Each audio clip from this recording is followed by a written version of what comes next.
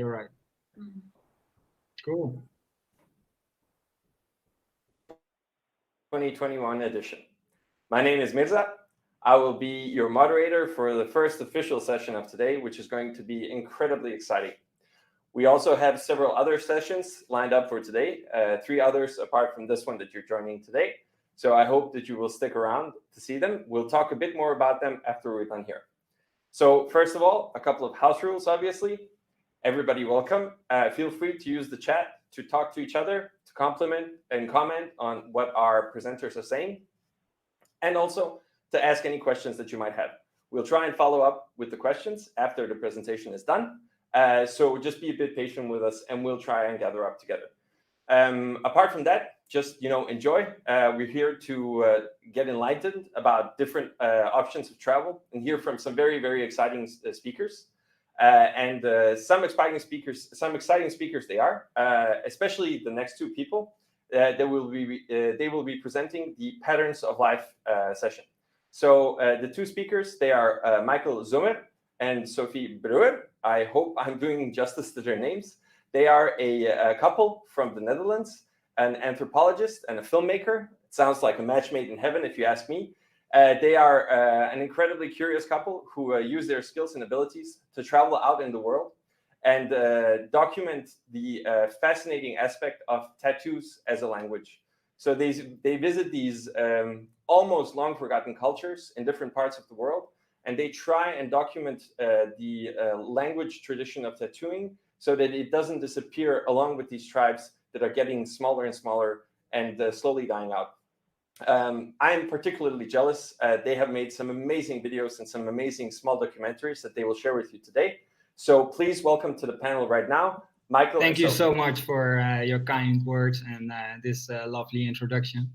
So yeah, as been told already, I'm Michael, and next to me is Sophie. We're a couple, and together we're creating the documentary series called Patterns of Life. And what we capture is basically the ancient language of the skin through tattoos. Yeah, we have been really fascinated about the tattoos that indigenous tribes bear on their bodies, and yeah, we started documenting that. But before we dive deeper into this subject, I will tell a little bit more about ourselves.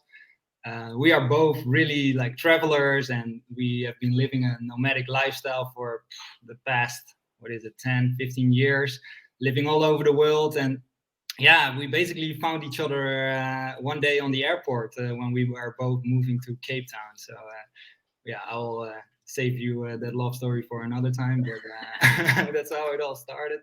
So yeah, I'm a filmmaker, and I got my roots in the extreme sports. So I've done a lot of productions for Red Bull and companies like that, and been traveling with all these athletes around the world. And yeah, that's what I love to do the most. My passion is my job, basically. And Sophie is anthropologist, and maybe she can tell a little more herself. Yes. Yeah, well, I look at the world through the eyes of an anthropologist. And already since I was a kid, I've been fascinated by other cultures. I've been looking at the world map and wondering how people are living their lives in different parts of the world. So for me, there was a logical step to go to university and study anthropology, where I learned a lot. And at the same time, it was not really for me. It was so much theory and not really my style. So I was really keen to go into the field myself. And this is also how Patterns of Life is a big drive for me. But yeah, maybe some people are wondering, like, what is anthropology? And here I would like to use a quote of Jitske Kramer. She is actually also presenting our documentary series. And she states that within anthropology, if you look at anthropology, as people, nothing has meaning on its own. So we as people give meaning to things. And everywhere in the world, all kinds of civilizations have different ideas. And we all have the same questions on universal things. So for example, we together decide what is normal and what is not normal. And together we create culture by saying what is good or what is bad and what is normal and what is not. And as an anthropologist, you look at these different differences and you live with a tribe or a group of people to get to know different views on the world, on universal questions. So that's in short about anthropology. Maybe a funny example in that is what I really came across in my traveling, like what is hygienic for people. So how do we use toilets? There's so many different toilets in the world, and how to clean after you're using the toilet. For us, it's normal to use toilet paper, but in Asia, for example, they think that's disgusting, and they use their hands and water. So yeah, this is just a universal question, different answers. But back to the story. Then when I met Michael, he showed me his video about Myanmar. And I looked at his video and I said, like, dude, you're an anthropologist. And he actually didn't even know what it was, an anthropologist, but he was just following his heart and his curiosity. So Mike can tell a bit more about so story. Basically this whole documentary project started in 2016 when I traveled to Myanmar, and there I came across a remote tribe that lived far up in the northern mountains. And when I traveled there, like 4 days by motorbike, I was in a train that got off the track, a huge adventure. And eventually I arrived at these tribes, and these women, they have facial tattoos all over their face. And I started to make a short documentary about them. And long story short, this documentary got shown on Discovery Channel, or is still being shown on Discovery Channel. And I will show you the 2-minute trailer to give you an example of what I made there. So maybe you can start the first video.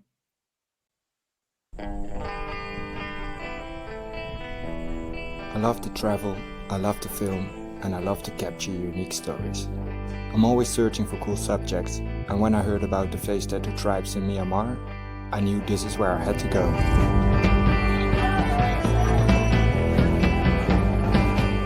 I found out that reaching these tribes wasn't so easy. Our train went totally off track, as you can see. I think it's gonna take a while. Always on the road, what am I trying to find?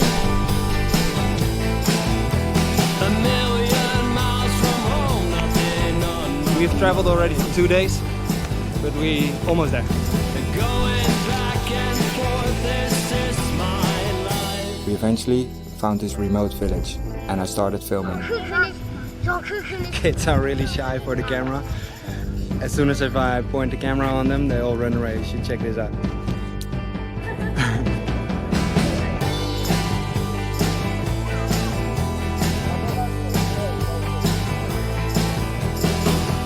After they got a bit used to me, I was able to capture what I wanted. Good stuff. Nice. We got it. I'm grateful for the chance of capturing a short documentary about the last face tattooed woman of Myanmar.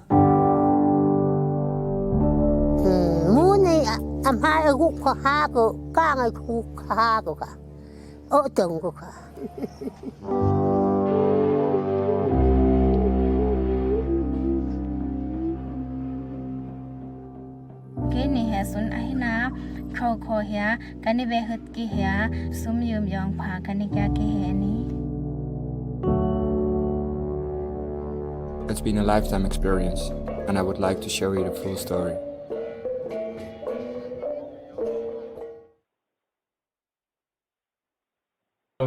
That was my adventure in Myanmar. If you want to see the full video, it's like a 4-minute short documentary that I captured in the end. There will be a link in the chat at the moment. This was a great adventure, and from here on, our journey started. Yeah, so when I saw it, I said, well, dude, let's create together. Let's combine our passions.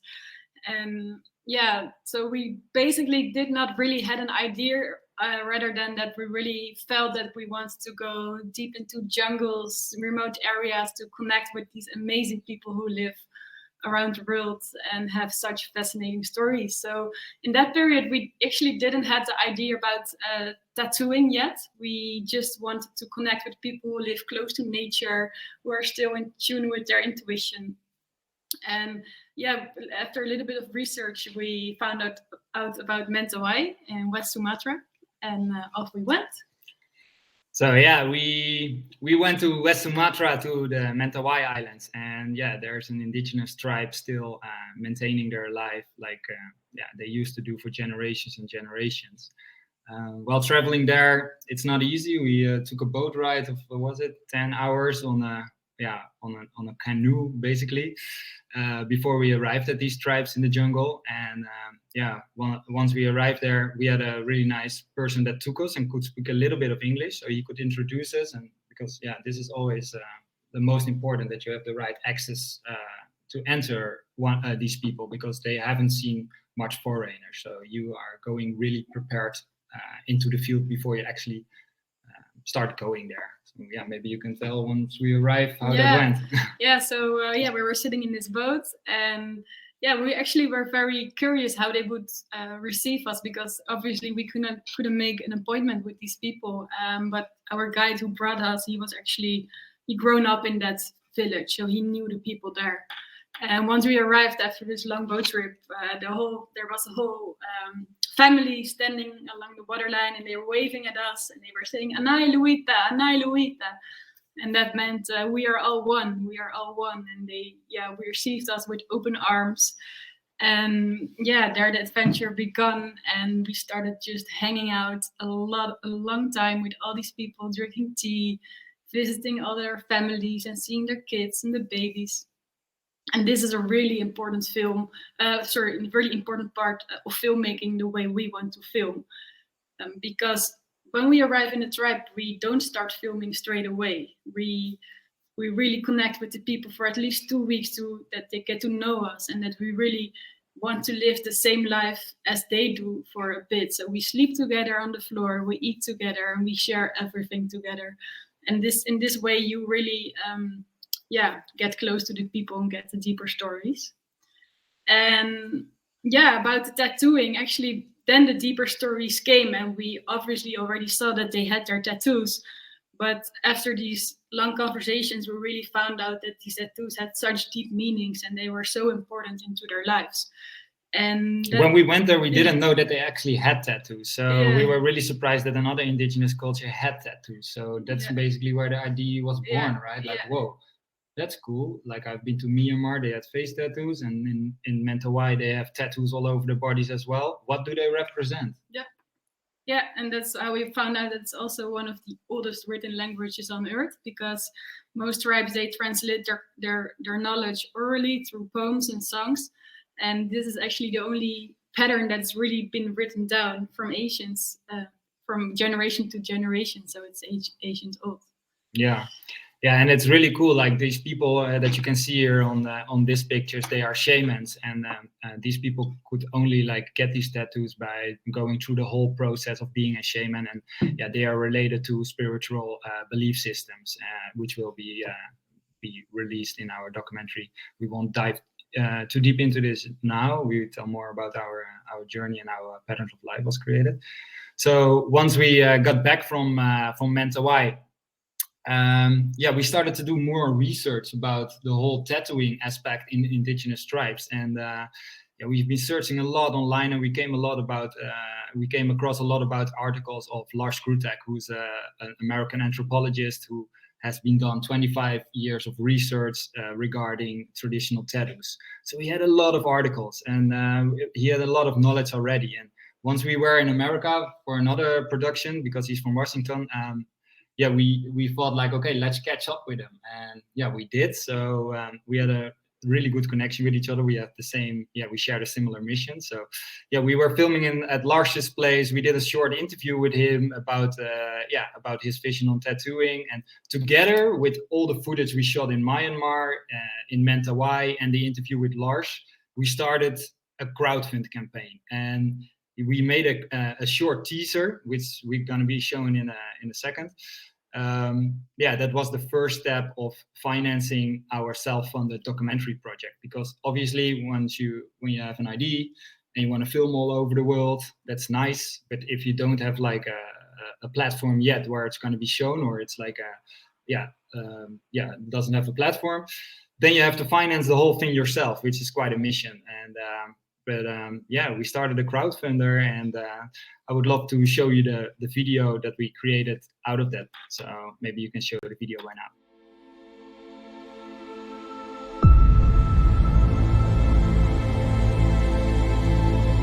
tattoos are older than any written language on earth. They speak volumes about the basic truths of life and symbolize who we once have been. Budaya maya kasi mas taoy nan kaya niya takwa mate kai yale ko ni kai karate mai nane hudnai yale an. I'm Michael, and together with my girlfriend Sophie, we travel the world in search of the last traditional tattoos. We're taking this little boat for about 7 hours. Still on the way to the Chin people, the tattooed faces. And yeah, we've traveled already for 2 days, but we almost there. Supported by anthropologists, we travel to the end of the world to document the patterns of life. Tapi tak sampai kalau nanti dulu nia bakal aja purimano aja ke lingkungan Mataoi, anai berhubungan dengan titik. Tattooing is one of humanity's most ancient forms of cultural expression, and it has always been used as a visual system of communication to transmit various kinds of information within and outside of social groups.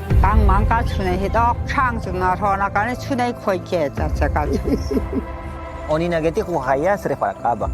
Bulat sirimanua tak dapat kata si bawai se tak raila si bawai Batak ya te harus maimbang murimanua.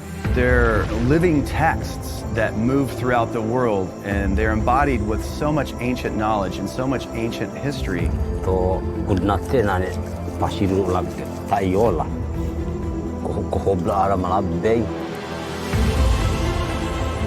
To ikuwi ka ke mali wala ka chumagre de roshi lulu la gedda roshi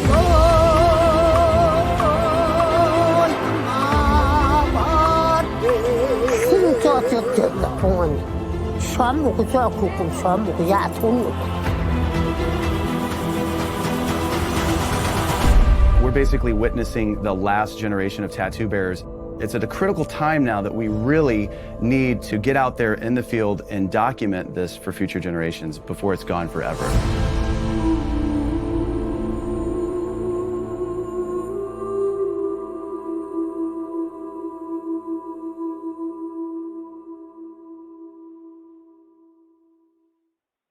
Yeah, so we used this teaser in the release for our crowdfunding campaign, which was a journey on its own. And on the run-up to the crowdfunding campaign, we started building our own tribe, our own community, by sharing our content online on Instagram. And we actually were very surprised by the big support we got from the professional tattoo community worldwide. They all loved our work, and it was mind-blowing how they supported us. So they made us realize their dreams and our dreams, because we are basically contributing to the fundamentals of their job, of the existence of tattooing. Yeah, so that was really cool, and this is how we succeeded our crowdfund campaign, and received the money to actually create this documentary and go on a first real expedition, because the other expeditions were not patterns of life yet. That was only more some sort of research. So once we had the money, we were doing a lot of research about where we wanted to go, and we have discussed a lot of things with Lars, and eventually we decided to go to Nagaland. And Nagaland is a province in India close to the Myanmar border. The people that live here are headhunters. So to make that a bit more clear, they were in war with each other, all these tribes there, and they chopped off the head of the enemy and brought it back to their villages. And in return, they received these heavily tattoos. So basically, you can say that they are like Medal of Honors. By chopping a head off, they also believed in systems like where the spirit of their enemy is in the head. So when they took their head, they believed that their soul was like serving them for the rest of their life. This has been going on until the 1970s, so it's quite recent. And you can see this extinguished tattoo patterns on these people there. That we have captured together with Lars Krutak. By going there, Lars was already been there a couple of times and did a lot of field work already, but it's always really hard to go to these remote places and find, for example, transport. You're busy for like a whole week to actually get a car and get to the place, getting the right people. Like I told before, entrance is so important to reach the tribe and the chief of the village, for example. So yeah, we spent always a lot of time before we actually start filming. These people are also not used to cameras, and yeah, they have to get used to us. So we spend a lot of time in gaining trust and getting to know each other, telling about our lives, telling about their lives, to get this deeper connection with each other. So yeah, this is what we did. And yeah, here you can see us filming in one of the houses with one of the headhunters. Sometimes it was also a bit of a strange feeling because most of them have killed an enemy, but this was back in the days, this was their culture. So sometimes for us, because we are so far away from these cultures, it feels a bit weird to capture these kind of things. But yeah, it also makes it really interesting to document this, because as you can see, these people are quite old. They are in their 80s until 100s. And if we don't capture this ancient history, it will be gone forever, basically. So yeah, I would like to show you a short behind the scenes video that we did in Nagaland, where we came across a local festival that was going on. By accident, they celebrated their cultural history once again, and this only happened once in the 30 years. The last time was 30 years ago, so it was really special that we could be there. Maybe you can start the behind the scenes video part.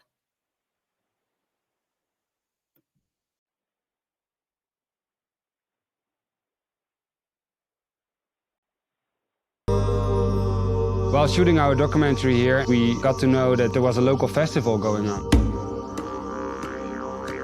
This was a very special event because after the missionaries came, they had to vote that they would never express anything of their culture anymore. And this is actually the only moment they can. So we are now in the Tangyu village. They're going to celebrate that they have a new log drum. That's a traditional instrument. They also use it to alarm the village when there is a bushfire and back in the days when the enemies arrive. So we are on the way to the log drum. They're gonna pull the log drum all the way to the maroon. The whole village was helping out to pull this log drum to the jungle.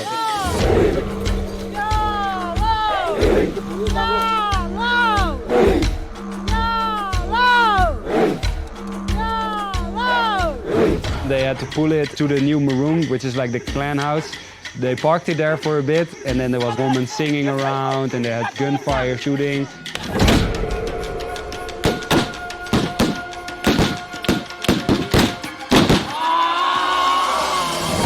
You really felt the energy of the village. They made a beautiful kitchen somewhere in the nature, and they just basically cooked for the whole village. It's very interesting and heartwarming to see how they live in the community. Yeah, that was a short part of the behind the scenes. The complete behind the scenes video for every episode we make for Patterns of Life, we make also a behind the scenes video. So this episode will be released on the KILROY platform eventually, once the actual documentary is coming out as well. So you guys have seen like a short preview of it. And we decided to release the actual documentary of Nagaland soonish in a web series on our Instagram channel. So in December, we will release the episode that we shot with Lars Krutak in Nagaland. So yeah, stay tuned. And if you don't follow us yet on Instagram, do that, and then you will see it coming true. So from there on, we went on to the next journey. Yeah, so after Nagaland, we traveled overland to Chhattisgarh. That's a state in central India. We took the train over there. It's a couple of days driving by train. And Chhattisgarh is a very special state as well. Can we share the picture? Yeah. It's a very remote state. Mostly they do agricultural farming over there. And we were visiting the Ramami people. And the Ramami people, they were, during the time of the caste system, they were labeled as untouchable. So imagine during the times of the caste system, they were not even belonging to one of the castes. And that meant basically that they were excluded from any social activity. They were not allowed to go to the Hindu temples to worship their gods. They were not allowed to sit in the same restaurants as other people. I even heard a quote or story of someone that if Michael, for example, would be a higher caste and I would be untouchable, that if my shadow would touch him, he was already allowed to hit me. So in that serious way, they've been oppressed. And these people, as a movement, they tattooed their whole bodies, and with a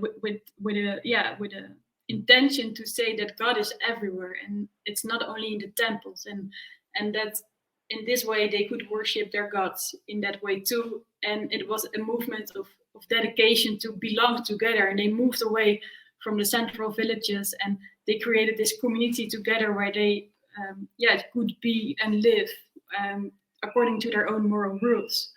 And that's very special to witness, of course. It's one pattern basically that says the name of their Lord Ram on their body. So it's repeatedly being put on their body. As you can see on this picture, it says in Sanskrit, Ram, Ram, Ram, Ram, Ram, Ram, Ram, over their whole body to show their devotion to their Lord. Exactly. Sorry. Thank you. And so we got exclusive access to these people as well, because it's very hard to connect with them because they've been oppressed for such a long period. They're not very easily opening to people. But we did good research before we went there, and we got in contact with an anthropologist from Hawaii who has been living with these people for over 30 years. He's actually speaking their language. So before we went there, we got in touch with him just by a video call, and he introduced us to a certain family, and that family introduced us to the rest of the people. And this way we could really enter and live with them. And in this episode, we brought another presenter, Jitske Grammer. She's an anthropologist from the Netherlands, and she is really focusing how we can make use of the voice of a minority and listen to all voices in a community, in a society, or in a team. And she's presenting this episode and bridging the gaps. And it was like a really beautiful to share our lives with these people. They live a much more poorer life than we used to. So some places there were not even toilets. We had to sleep on the ground, and we basically followed them during a period of 1 month. And in this month there was an annual festival which celebrates their religious culture. It calls the Bhajan Mela. So during this period to this festival, we followed them all the way to the festival, and we'd like to show you a little bit of how the conditions were at the festival through behind the scenes video. So one important thing of their culture is that they chant a lot, singing. They chant all night, 24/7 on this festival. So this is what you're going to see in the video now.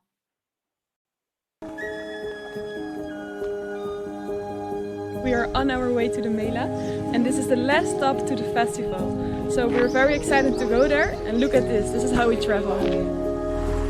Like the whole Ramami community all come together to this Mela and they celebrate, and this is quite a big thing, and they have been doing this for generations and generations. In the middle there's the heart of the Ramami, and that's where all the Ramami people gather together and sleep in tents. Because they got used to us already, we were welcomed everywhere. We could just join them, sit with them, start filming, doing small interviews. You feel like every day you feel a stronger bond and a stronger connection with these people. For me, this is amazing as a filmmaker, you know, like these people are opening up to me.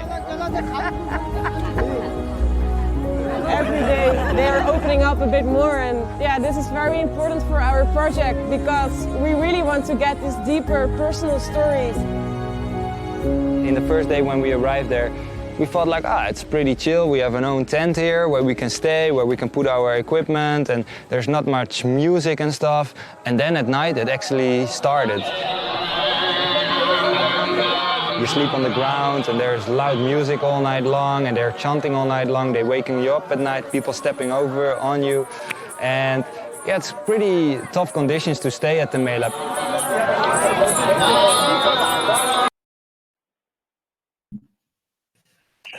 So yeah, as you could see, these were quite intense moments, but also really beautiful because we invested so much time in connecting with these people that we were allowed to sleep with them on this festival, and there are no foreigners around. It's in the middle of nowhere, so we felt really privileged to be able to capture this, and they have such a unique story, which is like it's just needs to be captured before they pass away. Basically, that's our essence of making this documentary. This episode is also finished, but it's not going to be completely showed yet. We will save this until we finish the whole documentary series. But we like to show you the first minute of this video as an exclusive preview. So start it.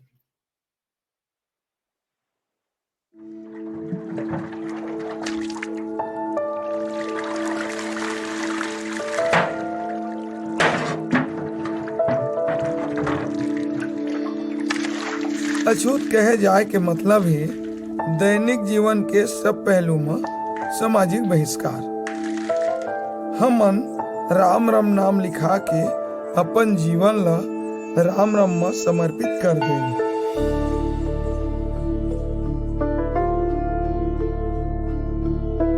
मैं 10 वर्ष की उम्र से ना मेरा शरीर में बैराग हो गया।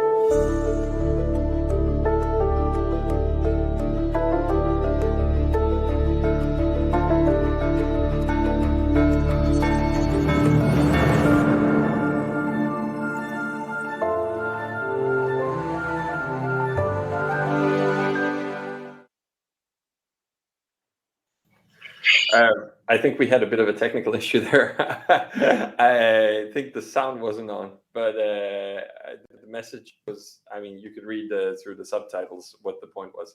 And we'll see about getting the sound back on and maybe posting it in link somewhere else. We won't be able to replay the video for technical reasons. My apologies. Yeah, it can happen. It's also on our Instagram page, so you can see it there. Hey, and I see someone in the comments saying that I've heard it. Heard it. Someone heard it. Oh, cool. Then maybe it was just us. It was just us. Yeah, that's cool. The sound. Excellent, great. So it was just production issues, guys. No worries. All right. I see already some questions coming. We will answer them in a bit.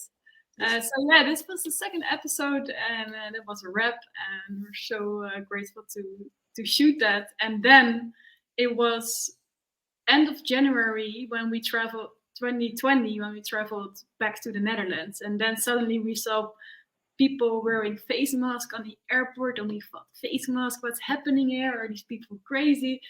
And then the whole COVID pandemic came, and we had to put our project on hold for almost 1.5 years. So we've been waiting for a long time, doing a lot of research, and we can finally announce that we will be traveling again in December. Yeah, it's been a while. Like we really wanted to create this 4 episodes because our initial plan was to create a documentary series of 4 episodes with 4 different subjects. So I will call them once again. The one that you just saw is about holy tattoos. We have one about empowering tattoos, which is with the headhunters. We have one about spiritual tattoos, which is going to be in Indonesia, and which is going to be one more about healing and magical tattoos. And that one, the last one we're gonna shoot in December. We will go to Tunisia. So there you have the Amazigh culture, maybe better known as Berbers, but that's not the right word. They are called Amazigh, and they used to be a nomadic tribe traveling through the countries of Algeria, Tunisia, and Morocco.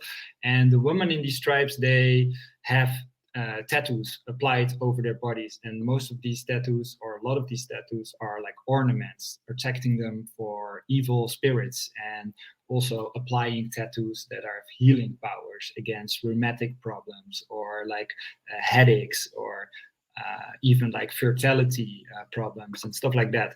So yeah, we have found really good sources in Tunisia at the moment, and we have actually heard that there are still people from 90 years old, maybe even older, like old grandmothers that used to be tattoo artists back in the day, and they have passed on some of their knowledge to their children, and yeah, we're gonna visit them and see what is left of this knowledge before this also gonna be disappeared forever. And yeah, we're really looking forward to be on to go on an expedition again. And yeah, this is what we're gonna do. And then afterwards we will finish our documentary series with the 4th episode, which is gonna be in Mentawai. Maybe you can tell a little bit.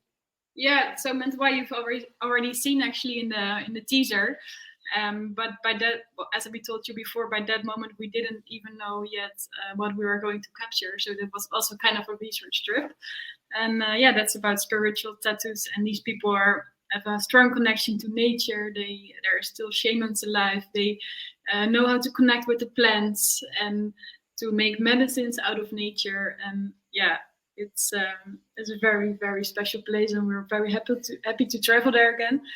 Actually, already 2 shamans passed away in the time that we could not come back in the COVID time. So this again, states how important it is that we really go there, because the last generation, they are disappearing.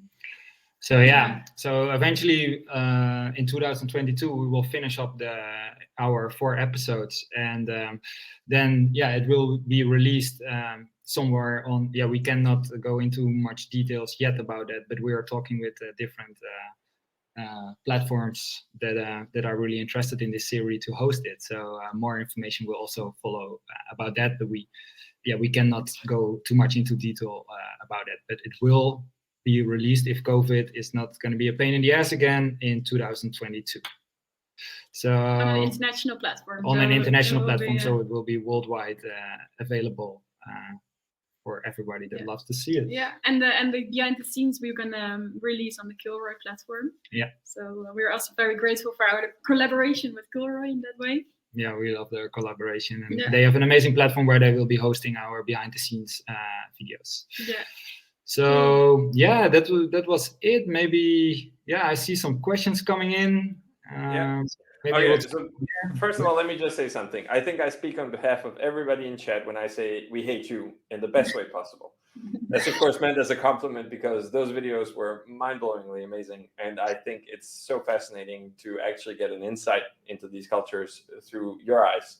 While I collate the chat questions, I just wanted to quickly ask you, having traveled a lot myself, I always found it very difficult, or challenging rather, this barrier, culture barrier that can sometimes, appear between when there's such a big difference, when there's such vast differences. So obviously it helped a lot that you guys would stay locally with them, but was there, did you feel that it was still there, or did you feel that this willingness to sort of share your life with them, that it would erase these cultural barriers, or was there still a bit of hesitation, in interacting with these different cultures? Well, I think in the beginning there always is, and this is a thing that you really need to learn to embrace, and really acknowledge that it's there, and that it's okay that it's there. And every day it of course it will always be there, but every day it fades a bit more. And of course we always had a translator with us, but even though after a couple of days you get to know each other pretty good, that you can even connect with each other on an energetic level, either by just using a couple of words you learned already from there, but also just sitting next to someone. Or reading each other's hands, for example, or stuff like that.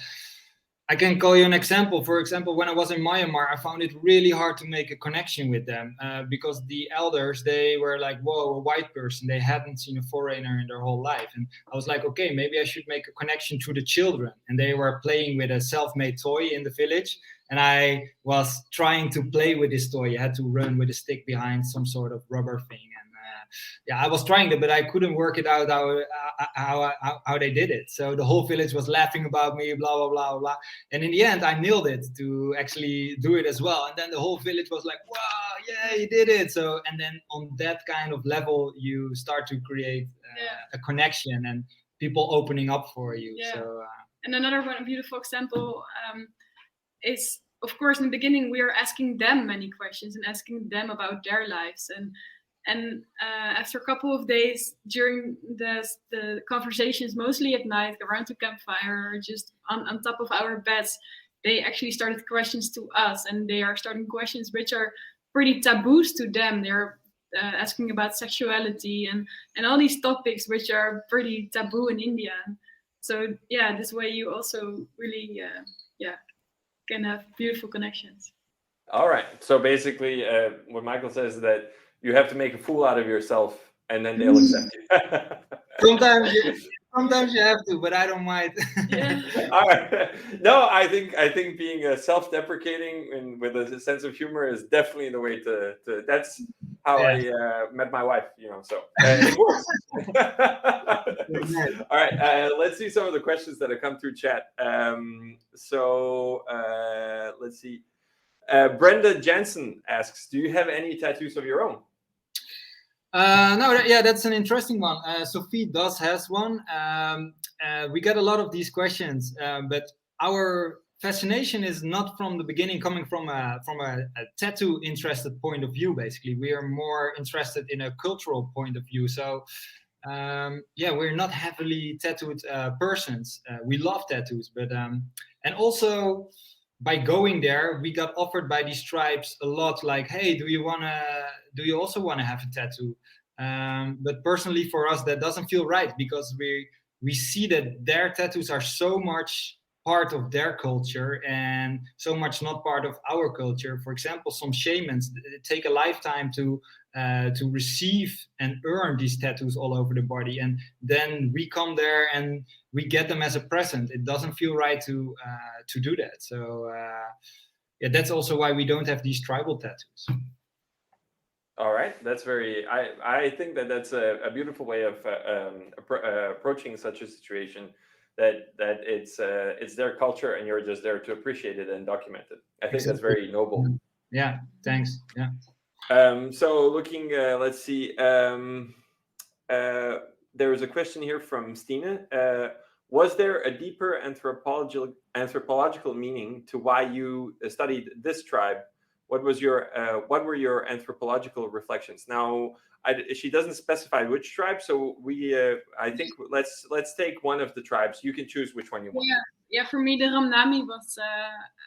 Of course, all tribes have special meanings. For me, the Ramami was one which touched me a lot, in a way that how their untouchability and their movement, they basically created a non-violent movement. So they were oppressed, and people were violent against them, but they didn't fight back with violence, but they fought back by just non-violent communication. And as a movement, they moved out of the violent part, and they created a community on their own. And by a powerful statement. Yeah, and this was a very powerful statement to keep standing and believing in your own inner power and the energy of the group. And I think throughout our whole documentary, we really focus on the voice of a minority. Like most of these indigenous tribes are like suppressed by either modernization, globalization, governmental things, or stuff like that. And like we really want to give voice to this minority. All right. We have a question from Ubo Ballard. He says, how do the tribes keep track of the age of the people that you're interviewing? Because you specified some of them were 80s, 90s. Yeah. I assume they don't have official birth certificates. No. Yeah, good question. They actually don't know. They're just kind of guessing, especially in Mentawai. They only, since it's a very short period, they are kind of using the calendars by introduction of them when they were converted into the Islam. But before, it was for them, it was whether it was high tide or it was low tide, it was full moon or half moon, and they were like really living by the rhythms of nature. So they don't know their age. They are kind of guessing. Yeah, sometimes they even say like, I got born from the year when we had crops on that hill over there. And then people know like, oh yeah, my sister was also born in that year. So you're probably the same age as my sister is. So like they really live according to to the things they refer in nature. Yeah, rhythm of nature. Yeah. Oh, fascinating. I'm going to start using that for my birthday as well. How the weather was when I was born in the city that I was born in. So there's a question here from Lisa. She says, Michael, how did you find out about the tribe? I assume she means the first one you went to visit before the Patterns of Life actually became a thing. Yeah, in Myanmar, that was interesting. Like this was in 2016, and I was just traveling myself in Myanmar on a solo trip. And once there, I did a bit of research on Google, and I came across pictures from National Geographic that has been in that area and took pictures of this face-tattooed woman. And I was like, whoa, I want to go there, but there were no buses going there. It was nothing. So I reached out to the contact of National Geographic, and they gave me a name of a person that is living there and speaks a little bit of English. And I have written that name down on a paper in Myanmar language. And I hitchhiked all the way to that area and showing their name, like I have to go here, I have to go there. And eventually I ended up at this guy's house who only learned English from watching English movies. And so his English was, I mean, like we could communicate, but it was not proper, but it was enough to say like, I want to travel to these tribes. And from there where he was living, it was still like 4 or 5 days on a motorbike, as you could see in that first video. So that's how I figured out about them through National Geographic, and getting in contact with them and asking like, hey, where do I have to go? All right. Basically, it sounds like like the start of a lot of the best travel stories. Is like, I had no idea what I was doing. I saw something I liked and I wanted to know more about it. People were also sending me back halfway when I was hitchhiking. They were like, dude, you're going off the beaten track, man. Like the touristic thing is there. You go the totally wrong way. I was like, no, I want to go there. You know, they were like, okay, yeah, whatever. Yeah, exactly. I can imagine. All right, so I think we have time for one more question, and this, I think, just to appease the tech heads out of there, maybe. The question is from Robert. He asks, what sort of equipment do you use to record your documentaries? I'm recording on Canon equipment. I'm an ambassador for Canon, so I got all my equipment from them, and I represent the brand. And I love to use this equipment in remote places because it's solid, and also most of the time we don't have electricity, so you need long battery time, and you have to think of all these things technically. Bring a lot of batteries, maybe solar chargers, and I love my Canon equipment. It has never let me down once. So All right, excellent. I'm a big fan of Canon myself. I use it as well, so that's a big thumbs up. All right, so guys, we sadly don't have time for any more questions. But however, if you're interested to hear more, of course, you can follow Patterns of Life on Instagram. I believe Michael and Sophia, they will be able to answer any further questions you have there. Michael, Sophie, thank you so much for joining us. I'm still dead jealous and really upset that I'm not doing this, but I'm also extremely happy that you are. I think it's very important, and I think that there's a very fascinating aspect to this because you're interviewing cultures which almost nobody has heard about that are using tattoos as a form of expression, but we also have a lot of cultures that we've heard about that use tattoos as expression, like the Maori the Maori in New Zealand, and the Inuit in Greenland. So it seems like it's human nature to want to record one's history, and then you just do it in whatever manner is possible. So thank you very much for coming here. Thank you very much for your talk. Amazing stuff. For the rest of you guys, stay tuned. Our next webinar is about sustainability, and we hope to see you all there. Thank you, guys. Thank you so much. Bye. All right. Cheers.